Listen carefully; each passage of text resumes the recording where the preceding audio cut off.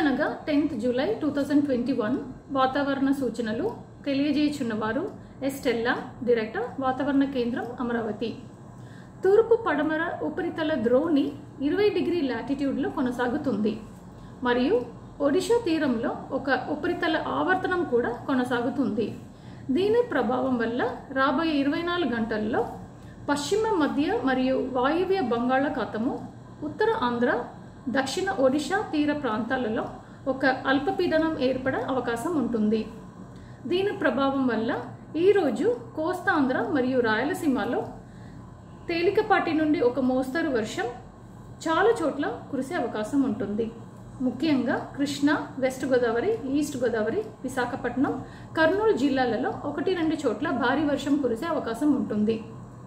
రేపు 11 తారీఖు నుండి 13 తారీఖు దాకా ఉత్తర కోస్తా ఆంధ్రాలో అనేక చోట్ల, దక్షిణ కోస్తా ఆంధ్రాలో చాలా చోట్ల, రాయలసీమలో కొన్ని చోట్ల ఉరుములతో మెరుపులతో కూడిన తేలికపాటి నుండి ఒక మోస్తరు వర్షాలు కురిసే అవకాశం ఉంటుంది.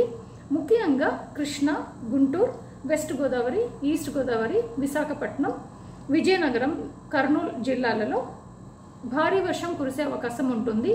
1-2 చోట్ల అతి భారీ వర్షం కురిసే అవకాశం ఉంటుంది.